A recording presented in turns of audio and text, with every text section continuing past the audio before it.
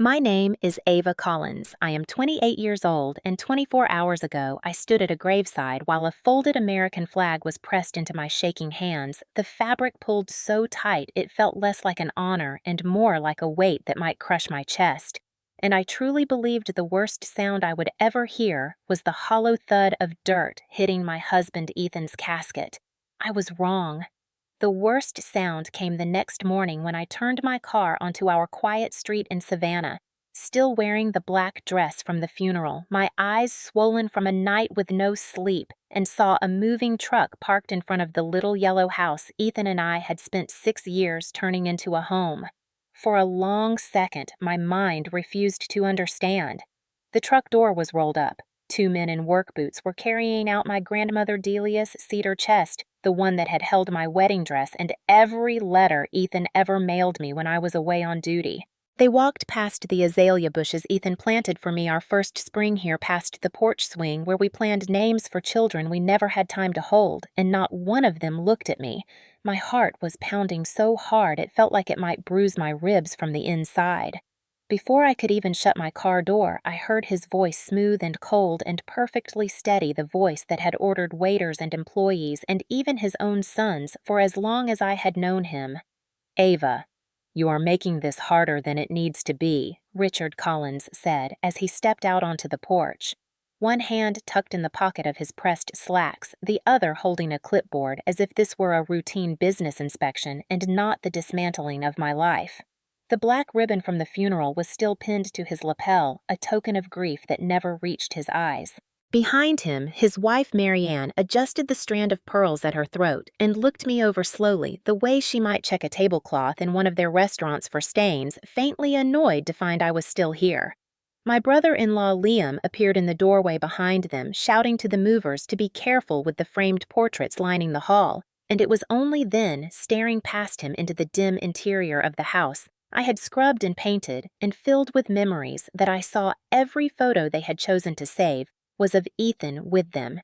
Ethan and his parents. Ethan and his brother. Ethan at the country club. Not one frame held my face. They had already begun rewriting his life as if I had never existed.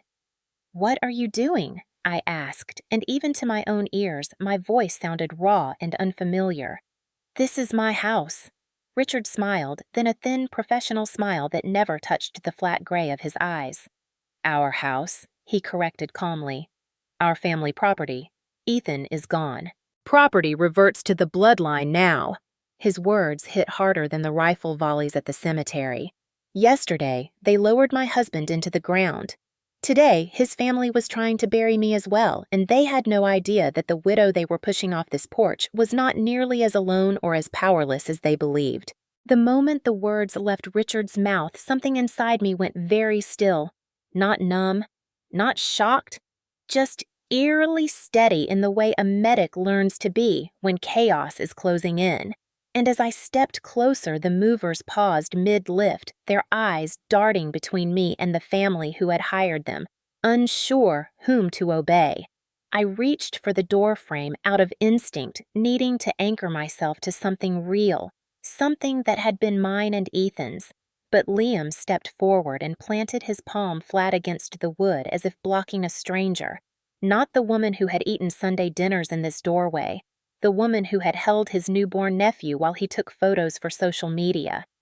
"Dad said you have 20 minutes to collect your personal items," he announced, puffing himself up like a man who had spent years waiting to deliver a line that made him feel tall. "Clothing, uniforms, toiletries, not furniture, not documents, not anything that has the Collins name on it." My throat tightened. "We bought this house together, Ethan and I. Our names are on everything." Marianne let out a soft, sympathetic sound that was not sympathy at all, the kind of noise a person makes when brushing lint from a sleeve. "Oh, sweetheart," she said, with her voice dipped in sugar and contempt. "Ethan told us he regretted putting your name on the deed. He knew you were too young to understand real responsibility. He asked Richard to fix it after the funeral." She said it so smoothly, so conversationally, as if she were discussing floral arrangements instead of attempting to erase my legal existence. My pulse hammered so hard I could feel it in my fingertips. "That is not true." Ethan would never. But the sentence died halfway out of my mouth because I saw it, the glint in Richard's eyes, sharp and satisfied, like a man who has caught a rabbit in a snare he set weeks earlier. Whether Ethan had said any such thing did not matter to them. They believed their money could make it true. They believed their status could reshape reality. A gust of humid morning air blew across the porch, carrying with it the smell of the magnolia tree Ethan planted when we learned his cancer had returned, its blossoms shivering in the wind as if they knew something sacred was being violated inside these walls. I pushed forward again, but this time Tessa slipped between us, her lips pulled into a tight smile. "Do not embarrass yourself, Ava. You know Ethan married you out of pity. The poor soldier girl with no family money, no social standing. It is time you go back to where you came from." The cruelty landed like a slap, not because I believed her, but because Ethan had spent years battling that same poison, shielding me from it, insisting that love did not require pedigree. Before I could speak, before I could even breathe, Liam lifted the cedar chest that held every letter Ethan ever wrote me, wooden lid rattling as he carried it down the steps toward the curb. Something in my vision blurred at the edges. That chest held my history. It held Ethan's heart. "Put that down," I said, and the calmness in my tone startled even me. Liam snorted and kept walking. Richard checked his watch as if my grief were an inconvenience delaying his schedule. "Ava," he said, "since you insist on making this dramatic, let me be clear. This house is not yours. The clinic is not yours. None of this life was ever yours. You were a chapter. We are the book. Leave now or we will have you removed." In that moment, watching them strip my life piece by piece, I understood something vital. They had ambushed the wrong woman. They thought a widow in black was breakable. They were not ready for a woman who had held pressure on open wounds in deserts halfway across the world, a woman who had survived nights far darker than this one. They thought I had no fight left. They had no idea whom they were provoking. Long before this morning, long before the moving truck and the threats and the lies spoken with velvet voices, I had known the Collins family did not consider me one of them, but standing on that porch with the taste of funeral dust still in my mouth, the memory of the very first dinner I ever attended in this house rose so sharply it felt like being pulled under water. I was 22 then, nervous and hopeful, clutching a bottle of wine Ethan insisted was a good choice, even though I had bought it on sale after my hospital shift. I had worn a pale blue dress that made me feel grown and soft and worthy, and Ethan held my hand as we walked up the brick path, whispering that his parents were a little formal, but would love me once they saw my heart. When Marianne opened the door that night, she looked me up and down in a single sweeping glance that left me cold, her smile tight enough to crack. "You brought wine, how thoughtful," she said, taking the bottle with 2 fingers as if it were damp laundry. The dining room glowed with candles and polished silver, a performance of hospitality rather than the thing itself. Richard sat at the head of the table, posture rigid, eyes assessing me the way a general might assess a new recruit. And when he asked about my family, I answered proudly that my father worked in a manufacturing plant and my mother ran a small bakery out of our home. The silence that followed was thin and sharp. "Manufacturing," Richard repeated, turning the word as though tasting something sour. "Honest work, I suppose. Not the kind of background Ethan usually brings home." I felt Ethan tense beside me, but he smiled through it, squeezing my knee under the table. I tried to brush it off, but Marianne leaned forward, tilting her head. "And you are in the Army Reserve?" "Yes, dear. Does that mean you are gone often? Does that not make it difficult to have a stable relationship?" She said stable the way a person might say contagious. Even Liam, then still pretending to be friendly, let out a short laugh. "Guess Ethan likes a challenge." My cheeks burned. I tried to answer gracefully, telling them that my service was important to me and that Ethan understood, but for the rest of the meal, they peppered me with questions disguised as interest, each one prying at something they hoped would reveal I did not belong. When dessert was served, Marianne smiled sweetly and said, "You must forgive us, dear. We simply have high expectations for the women in our family. We have a reputation to maintain in Savannah." I remember swallowing hard, telling myself it was nerves that first meetings were always awkward. But later that night, Ethan held me close on the porch swing and apologized until his voice cracked. "They will come around, I promise," he whispered into my hair. "They just need time." I wanted to believe him, I wanted to believe that love softened walls instead of making them taller. But as I stood on that same porch now watching the family who had judged my clothes and my background and my service menacing me with eviction 24 hours after burying their son, I finally understood the truth. They had never planned to let me in. From the moment they met me, they had been cataloging every reason I could be dismissed, preparing themselves to do exactly what they were doing now. The seeds of this morning were planted that first night, sown in their quiet contempt and watered by their certainty that blood outweighed loyalty. I had ignored the warning signs. They had not. They had been sharpening their knives for years. The memory that rose next was not subtle at all, not a quiet warning wrapped in polite conversation, but a moment so sharp and humiliating that even now, with grief raw and adrenaline flooding my veins, I could still feel the heat that had climbed my throat that day.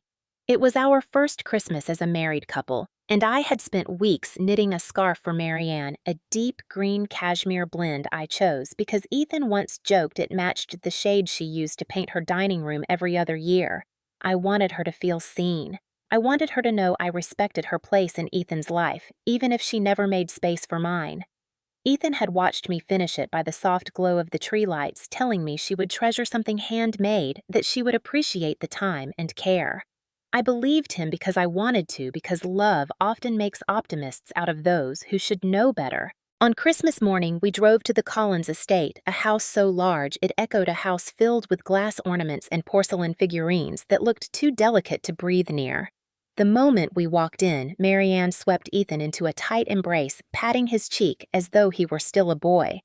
When she finally turned to me, her smile softened just a fraction, and I allowed myself to hope that maybe this day would be different. When the gift exchange began, boxes wrapped in metallic paper piled across the floor like small monuments to wealth. Watches, jewelry, designer jackets, expensive gadgets, all tossed aside with barely a thank you. When it was my turn, I handed her the box containing the scarf, heart beating too fast, palms slightly damp. She unwrapped it with the same delicate precision she might use on a museum artifact, lifted the scarf between her fingers, and studied it. "Oh, my," she murmured, drawing out the words. "How crafty you are, dear." Her tone was light, but something cold coiled beneath it. She held the scarf up to her neck for one brief second, then turned toward Elena, the housekeeper, who had been quietly refilling glasses. "Here, Elena, this will look much more charming on you. Consider it a small Christmas bonus."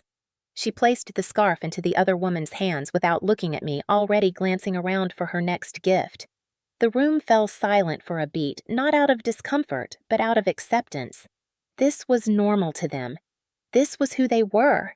Ethan inhaled sharply, a sound I felt more than heard, and his hand closed over mine, fingers trembling. I wished he had said something.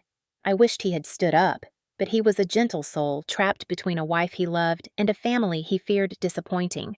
Later in the car, he apologized again and again, voice cracking with guilt, insisting his mother did not understand how hurtful she could be, insisting he would talk to her. I had nodded, pressing my forehead to the cold window, watching lights blur past while trying to swallow the sting in my throat.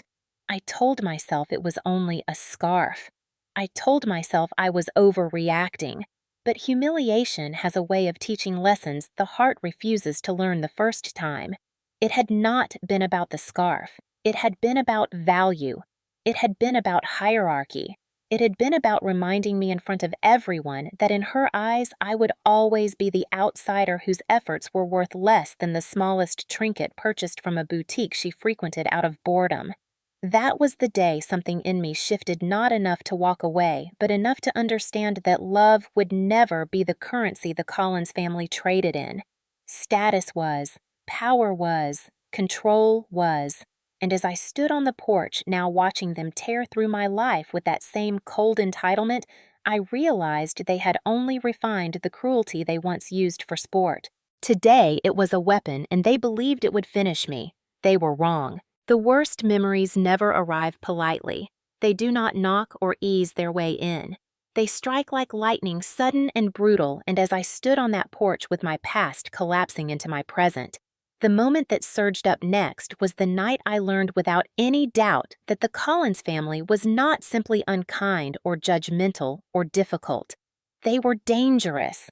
It was 3 months before Ethan died, though we did not yet know how short our time was, and we were attending his cousin Madeline's wedding at one of those sweeping southern plantations that looked beautiful only if you did not think too long about the history beneath the soil. Lanterns glowed in the trees, fairy lights glittered between branches, and musicians played jazz beneath the veranda. It should have been magical. For a moment, I even let myself pretend it was sipping sweet tea and watching Ethan laugh with an uncle he adored. But Marianne never allowed peace to last long. She clung to my elbow the entire evening, pulling me from group to group, introducing me not as Ava, not as Ethan's wife or a dedicated medic, or simply a human being, but as the girl Ethan married on impulse, the Army Reserve wife who was always away, the one no one knew much about. She performed her cruelty like an art form, smiling as she inflicted small wounds designed to seem accidental. I excused myself near the end of the cocktail hour, lungs tight from the effort of holding my composure, and slipped away from the tent toward the gardens where magnolias trembled lightly in the warm night breeze. I sat for a moment on a stone bench, trying to steady myself, whispering that it was just another evening to endure. But as I rounded the corner of the veranda on my way back, voices drifted through the shadows, low and clipped, and something in me froze. It was Richard. His tone was not the syrupy politeness he used in public. It was sharper, stripped of performance. Once Ethan is gone, he said, we move quickly. The house and the clinic will revert to the family, and she will be out before she knows what happened. My breath caught mid-inhale. I pressed myself against the brick wall, heart climbing into my throat. Liam answered, his voice edged with excitement. How fast do we act? Do we give her a month? A week? Tessa snorted. A day is more than she deserves. Marianne should handle it. She knows exactly how to break her. Then Marianne herself joined them, her heels clicking softly across the boards. Do not worry, boys, she purred. Women like her cling to strong men because they cannot stand on their own. Without Ethan, she will fold. We will give her some pity, some encouragement to go back north someplace simple, someplace that matches her upbringing. She will leave quietly if we push the right buttons. My pulse roared in my ears. They were planning my removal as casually as people plan a vacation, as if it were inevitable, as if my existence in Ethan's life were a temporary inconvenience they intended to wipe clean. And they spoke about his death as if it were an item on a timeline, a mere obstacle before they could reclaim what they believed was theirs. I staggered back from the wall, bile rising in my throat. Something inside me cracked that night, something I did not know how to name then, but I understand now. It was not simply fear or outrage. It was a shift in perspective so seismic it rewired the way I saw the Collins family forever. They were not waiting to reject me. They already had. They were not worried about Ethan's future. They were counting down to his absence, and they were not going to stop. They had drawn their battle lines. They just did not know that Ethan had already drawn his. I remember the drive home from that wedding as vividly as I remember the day I first put on my medic uniform, because it was the first time I realized my marriage existed on two battlefields, one of love and one of war. Ethan drove in silence, hands gripping the wheel so tightly I could see the tendons in his wrists. He kept glancing at me, worry threading through every line of his face. Ava, he whispered finally what happened. You disappeared for almost an hour. I did not speak at first. I could not. The truth was too large to fit into ordinary language, too jagged to release without bleeding. When I did finally force the words out, I delivered them like a report, steady and clinical, the only way I could keep from crumbling. Objective, I said, staring straight ahead, full removal of the surviving spouse. Method coercion through psychological pressure. Timeline immediate upon your death. For a moment, Ethan did not breathe. Then he pulled the car to the shoulder so abruptly the seatbelt locked across my chest. His eyes, usually warm, darkened into something cold and terrifying. They planned this, he whispered, voice cracking, before I am even gone. They planned this. I nodded. I had no tears left. Something in me had burned out under that veranda. Ethan turned away, burying his face in his hands. When he spoke, his voice was lower, harsher, a tone I had never heard from him. They think I am weak. They think I will let them tear apart the woman I love. They think wrong.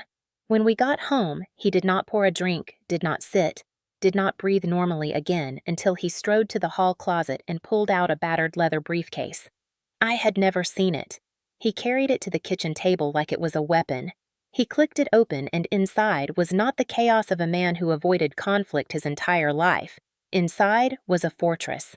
"Ava," he said, voice steady now with the resolve of a man stepping into a role he was always meant to play. "I have been preparing for this for years. When my father asked you to sign that prenuptial agreement, the one that treated you like a risk assessment instead of a person, I knew they would never accept you. Not truly. And I knew they would try to hurt you the first moment they thought they could win." He pulled out the first stack of documents. "These are the deeds. Joint tenancy with right of survivorship. It means that the moment I die, everything automatically becomes yours. Without probate, without contest, without their permission." I stared at him stunned. "Ethan, when did you do this?" "7 years ago," he said quietly. "The day I realized my parents valued my bloodline more than my happiness." He reached back into the briefcase, retrieving another file labeled Will. "This is airtight, notarized, witnessed by people my parents cannot buy or intimidate. Every remaining asset, every personal belonging, every account goes directly to you." But the final file he pulled out made my breath catch, a sealed envelope with my name written in the handwriting I knew better than my own heartbeat. "And this, Ava," he said, placing his hand over mine, "is the last line of defense. When they move against you, and they will, our attorney will read this letter aloud in whatever room they dare to challenge you in." I asked Ethan, "What did you write?"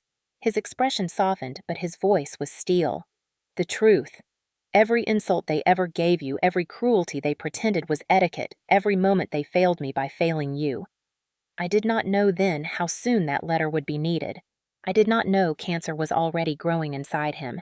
I only knew that the man everyone underestimated had built me a fortress brick by brick, and that the war his parents had been preparing to wage was one he had already quietly won. The diagnosis arrived like a missile, without warning, without mercy, without time to brace for impact. It was a Tuesday morning, the kind that should have been unremarkable, a day of coffee and errands and small routines. Instead, it became the day the ground opened beneath our feet.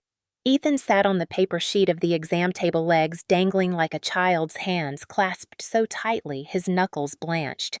I stood beside him, one hand on his back, trying to steady both of us.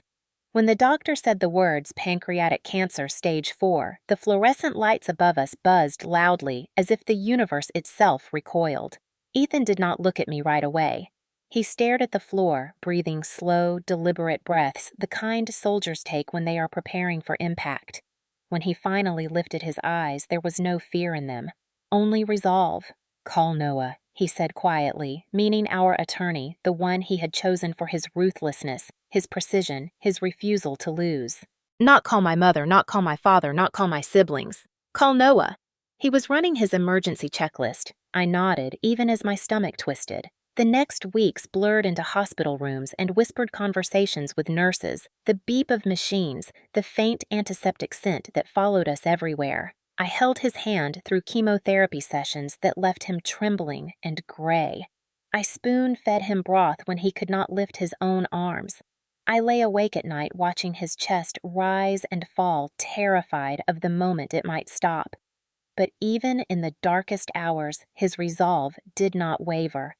He and Noah worked like generals, shoring up defenses before the enemy breached the gates.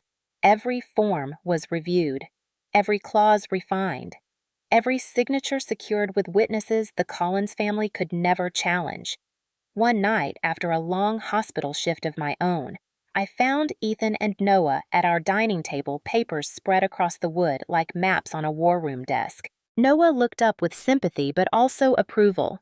"He is making sure you are impossible to dislodge," he said softly. "Your husband is fighting with every tool he has left." Ethan reached for my hand, his grip weaker but still warm. "I am not afraid of dying, Ava," he said. "I am afraid of leaving you unprotected. They will come for all of this the moment I am gone.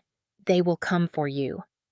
I shook my head, refusing to imagine a world without him, but he pressed a finger beneath my chin until I met his gaze. "Listen to me. They will not win. Not because of luck, because of planning. Because I know them. Because Noah knows the law better than they know entitlement. And because you Ava Collins are stronger than you think. But as Ethan's body grew frailer, the Collins family became more present, circling the way scavengers circle a wounded animal. They arrived with casseroles as props, sympathy as camouflage, eyes flickering like searchlights across the house Ethan and I had built together. Richard wandered through rooms he had no right to enter, tapping walls, testing doors, inspecting the property, as though appraising what would soon be his. Mary Ann brought interior design catalogs, placing them beside Ethan's hospital bed, as if redecorating for Liam's family was an appropriate conversation, while her son's skin turned sallow with illness. Tessa lingered in doorways whispering about future plans she assumed I could not hear. They rarely looked at Ethan. They never looked at me with anything but calculation. And with every visit the same truth tightened around us like a noose. They were waiting, counting breaths, measuring time and opportunities. Ethan saw it. I saw it. And one quiet afternoon when his brothers whispered about changing the locks after the funeral, Ethan squeezed my hand and spoke his final order to me, voice thin but unbroken. "Ava," he rasped, "never underestimate their greed. You know what you have to do." He was right, and I would do it, every last part, because he had built the fortress, and I would hold the line. The day of the funeral did not feel real. It felt staged, as if the world had dimmed its colors out of respect for Ethan's absence. The savannah sky hung low and heavy, swollen with unshed rain, and the air carried that strange electric stillness that comes before a storm. I stood beside his flag-draped casket in my Army Reserve Service uniform, the fabric clinging to my skin as if trying to anchor me to the earth. When the honor guard folded the flag with those impossibly precise movements and placed it into my trembling hands, something inside me cracked so sharply I thought others might hear it. For a moment, I was not Sergeant Ava Collins. I was simply a 28-year-old woman clutching the last physical symbol of the man she loved. The ceremony ended. People murmured condolences they did not mean. The breeze shifted. And then, like vultures descending upon fresh prey, the Collins family moved. Richard gathered them near the headstone, forming a tight circle of blood, backs turned toward me as if I were a stranger who had wandered into the wrong funeral. I stood a few feet away, still holding the folded flag, still shaking, still breathing through the ache. Richard cleared his throat with a pompous gravity he had not earned.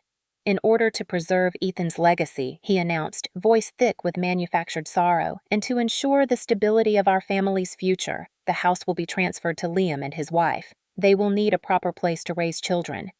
My grief froze. Ice replaced breath. I stepped forward before I understood I had moved. "I am his family," I said, my voice quiet, but sharp enough to split stone. "That house is my home." Slowly, Richard turned, and the look he gave me will live in my memory forever. Not grief, not sympathy, not even hostility, just dismissal. "You are not his blood, Ava," he said, each word dripping with self-righteous certainty. "And in this family, blood is all that matters." Something inside me hardened. The world stopped blurring. Time steadied. The soldier in me rose. That sentence spoken at my husband's grave was not an insult. It was a declaration of war. I did not return to the base. I did not return to my parents. I did not return to any place where comfort might dull my instincts. I drove to the Collins neighborhood and parked 2 blocks away beneath a live oak whose branches draped like mourning veils over the narrow street. And I watched. Ethan had warned me.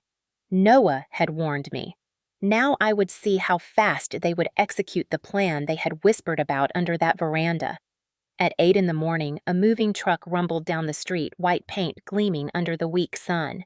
It backed into my driveway with a long hydraulic hiss. Liam stepped out of the house moments later, clipboard in hand, barking instructions with the confidence of a man who believed the world already belonged to him. My blood throbbed behind my ears, but my mind remained cold steady. They were making their first move. They believed I had no defenses. They believed I had no witnesses. They believed I had no claim. They believed Ethan had left them everything, and that belief was about to shatter. I pulled out my phone and dialed the number Ethan pressed into my memory months before he died. It rang once, twice. Then came the familiar voice. "This is Reddick." "Noah," I said, watching the movers carry out a lamp Ethan and I bought at a flea market the month we married. "The operation is active. The hostiles are on site. They are removing assets from the property." My voice did not shake. The soldier had fully returned. There was a beat of silence. Then his tone dropped all business, all steel. "Understood, Sergeant Collins. Reinforcements are already en route. Hold your position." The line clicked dead, and as I stepped out of my car, planting my feet on the pavement with the steadiness of a woman who had finally stepped into the fight prepared for her, I exhaled one quiet truth. This battlefield was mine now, and they were not ready. I did not run. I did not shout. I did not rush in flailing the way they expected a grieving widow to behave. Instead, I walked with deliberate, measured steps down the sidewalk until I reached the end of my own driveway, and then I stopped. I planted my boots shoulder-width apart, crossed my arms over my chest, and became a wall. The movers saw me first. They slowed, confused, glancing toward Liam for direction. He stormed out of the house. Irritation already pinching his features. "What now?" he snapped, shoving the clipboard under his arm as he stalked toward me. "Ava, move. We do not have time for this." I said nothing. I held his gaze unblinking. Silence is a powerful weapon. It unnerves men who rely on dominance. Liam's voice rose. "Ava, I said move. This is not your property anymore." That word. Property. I let it hang there between us, cold and heavy. Behind him, Richard emerged onto the porch, confusion shifting quickly to disdain when he saw me. "You again?" he scoffed, descending the stairs with a stiff gait. "I told you at the cemetery your time here is over. If you do not leave willingly, we will have you removed for trespassing." The irony nearly made me laugh. Trespassing. In the home Ethan and I built together. Trespassing. In the house he ensured would become legally mine the second his heart stopped beating. Trespassing. When they were the ones stealing my furniture, my memories, my life.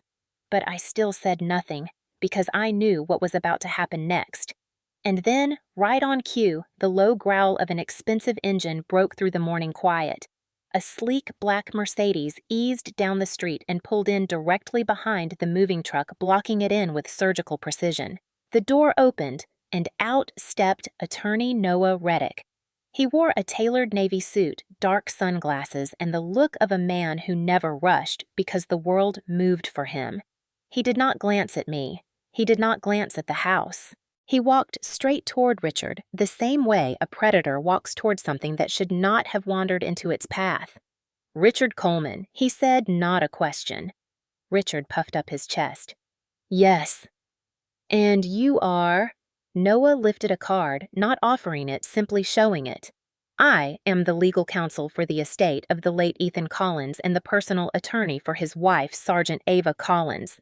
He said my title like it mattered, like it held weight, like it was armor. Noah's gaze sharpened.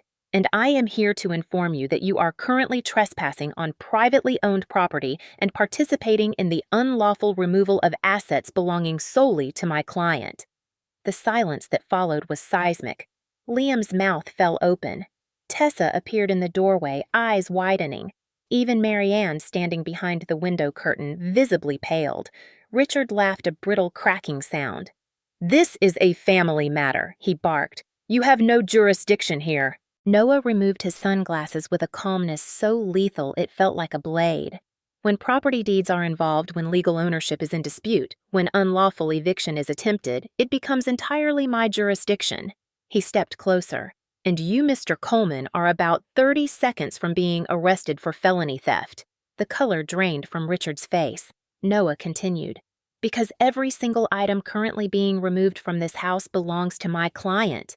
And he added, his voice dropping to a cool surgical whisper, "The deed to this home transferred to Sergeant Collins at the exact second Ethan Collins passed away. Joint tenancy with right of survivorship. Automatic, irreversible, unchallengeable." The word hit them like a detonation. Automatic, irreversible, unchallengeable. Behind me, the movers, suddenly very concerned about their freedom, began quietly placing furniture back onto the dollies. Noah folded his sunglasses and slipped them into his jacket pocket. "Now then," he said, gesturing toward the front door with the patience of a man who already knew the outcome of the war, "shall we continue this discussion inside?" The battlefield had shifted, and for the first time since Ethan died, I felt the balance of power swing sharply, violently onto my side. Noah did not wait for permission. He walked through the doorway as though the house itself recognized his authority, his polished shoes clicking against the hardwood floors with the rhythmic certainty of a judge entering a courtroom. I followed him inside, my pulse steady, my breathing, even the soldier in me fully awake. Richard, pale and rattled, trailed behind us with the sluggish movement of a man walking toward his own sentencing. Liam and Tessa exchanged panicked glances but followed as well, their entitlement finally cracking at the edges.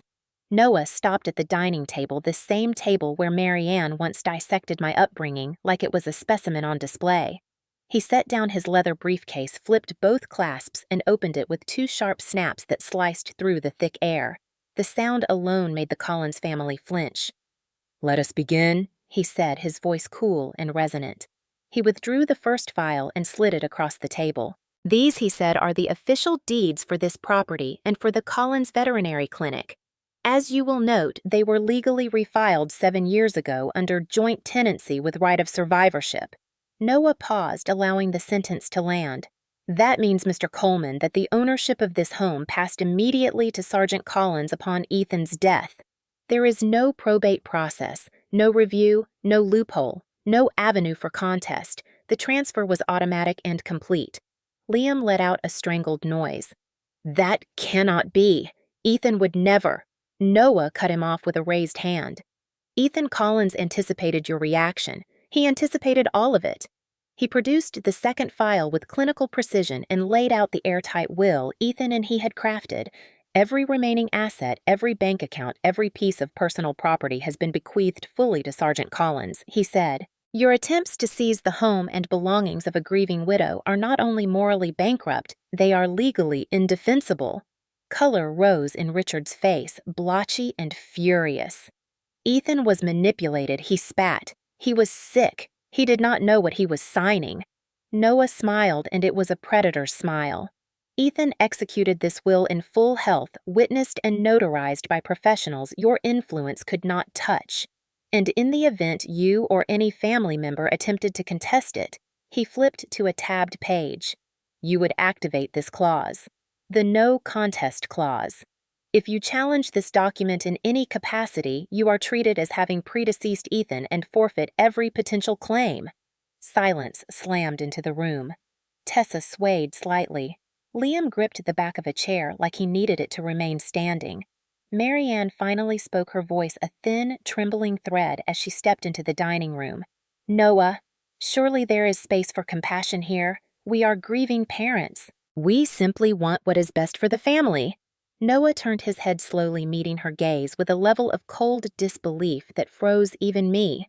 "Mrs. Coleman," he said softly, "your version of what is best involves evicting your widowed daughter-in-law 24 hours after burying your son. Spare me the performance." Marianne's lips parted, but no sound came. Then Noah reached into his briefcase again, and this time he withdrew something that shifted the atmosphere entirely, a sealed envelope bearing my name in Ethan's handwriting. And now he murmured, "We come to the final piece of this matter. The personal statement your son prepared in anticipation of your hostility." He held it delicately between two fingers. "If you maintain that Ethan would never disinherit you, perhaps you should hear his reasoning in his own words." He broke the seal. Slowly, deliberately, the tension in the room tightened like a noose. And as he unfolded the letter, Ethan's words, Ethan's truth, Ethan's last defense of me, I watched the Collins family finally understand that this war was already over, and they had lost. Noah unfolded the letter with a solemn precision that made the room feel smaller, heavier, almost sacred. When he began reading, his voice was steady, but beneath it lived something deeper, something that did not belong to any attorney. It belonged to Ethan, to my husband speaking through another man's breath. To my family, the letter began, and instantly all movement stopped. Even Marianne's trembling hands froze at her sides. If you are hearing this, it means I am no longer here to shield my wife from your cruelty. It also means you have proven every fear I ever had about how you would treat her. Richard opened his mouth to protest, but Noah raised one finger, barely a gesture, and Richard fell silent. You never saw Ava. The letter continued. You saw her background. You saw her service as instability. You saw her strength as a threat. But you did not see the woman who held my hand on nights I could not breathe. You did not see the woman who worked 16-hour shifts and still came home smiling. You did not see the woman who loved me without condition, without calculation, without ever expecting anything from our family except respect. Noah's voice grew colder as he read the next lines.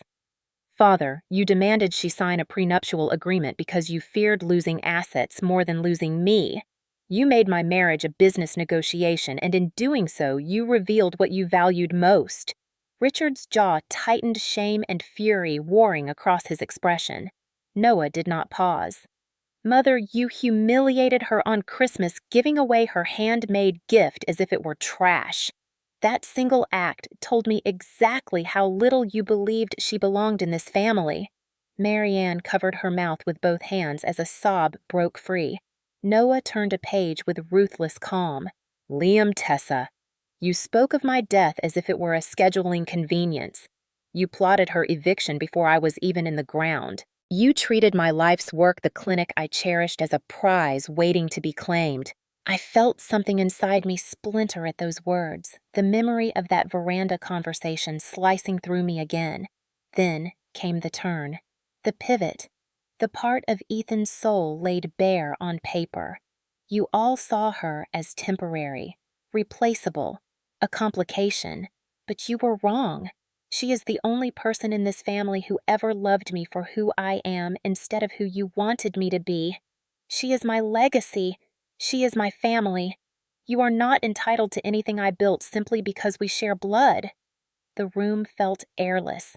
Even Noah's breathing slowed, and then he read the final paragraph, Ethan's last strike delivered with surgical precision. So hear me clearly. Everything I have belongs to her. Every asset, every memory, every piece of the life we built. This house is her home. The clinic is her future.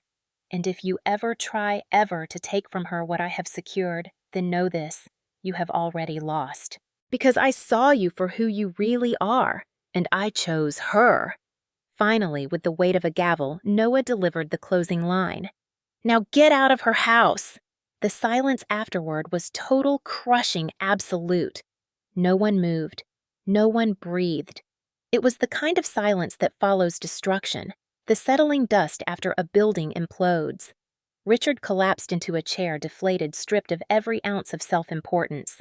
Marianne wept openly. Liam and Tessa looked stunned, as if the ground had shifted violently beneath them, and I stood there still as stone Ethan's words echoing through my bones. He had not just defended me, he had dismantled them, brick by entitled brick. The war was over, and the victors were already clear. What happened next felt less like a scene from my life and more like the final act of a long battle finally tipping in the direction it was always meant to go. Noah closed the letter with the careful precision of a man sheathing a blade after the killing blow, then slipped it back into the envelope and set it on the table between us. The gesture was small, almost gentle, yet it reverberated through the room like a shockwave. All right, he said calmly, turning his attention to Liam and Tessa, who stood stiff as frightened animals. You heard your brother. Let us begin returning every item you attempted to remove. His tone was not angry. It did not need to be. It was cold authority sharpened to a razor's edge. Liam swallowed hard, shoulders slumping, as though the air had been punched out of him. Tessa looked at the floor, cheeks burning with humiliation. They moved like people walking toward their own sentencing, dragging furniture and boxes back into the house under Noah's watchful eye. Each thud of a returned object was a small surrender, a confession, proof they had never held any power at all. Richard did not move from the chair. He looked like a man who had aged 20 years in the span of 10 minutes, staring at nothing, hands limp between his knees. The collapse of a tyrant is rarely dramatic. Sometimes it is simply quiet. Mary Ann approached me once the last box had been carried in mascara streaking down her cheeks, her lips trembling with a desperation she no longer had the dignity to hide. "Ava," she whispered, "please, we can talk about this. We can find a way through this together." The audacity would have been laughable if it were not so pathetic. I lifted my hand, not sharply, not cruelly, simply firmly, and her words died in her throat. "There is no we, Mrs. Collins," I said, my voice steady final. "There never was." The sentence hit her harder than any shouted insult. She recoiled as if struck, then turned away, shoulders shaking. The war was over. I had won. But victory did not feel like I imagined. It did not taste sweet. It tasted clean, quiet, necessary. Before they left, I gave Noah one final request. "My grandmother's rocking chair," I murmured. "Make them put it back themselves." Noah did not question it. He simply relayed the order with a single cool nod. Liam and Tessa struggled with the chair, scraping it across the hardwood, panting, apologizing under their breath, though I never acknowledged a single word. When they finally placed it beside the window, where it had always belonged, a piece of me settled back into place. A restoration, a reclamation, a promise kept. Within minutes, the Collins family filed out of the house, defeated shadows of the people who had once tried to dismantle my life. The door closed behind them with a soft click that sounded somehow like a lock sliding into place on the past. Word spread quickly through Savannah. It always does in old Southern neighborhoods where tradition and gossip move hand in hand. Soon the Collins name, once whispered with respect, became a cautionary tale. Richard lost standing at the country club. Mary Ann was quietly removed from the charity boards she cherished. Liam's plan to acquire the clinic collapsed when every veterinarian in a 2-county radius refused to associate with him. They had not simply lost assets. They had lost reputation, influence, the illusion of moral superiority they had weaponized for decades. And they had done it to themselves.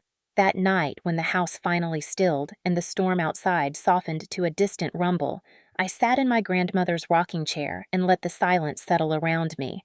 Not the silence of grief, not the silence of fear, the silence of peace hard-earned. Ethan had built the fortress. I had defended it.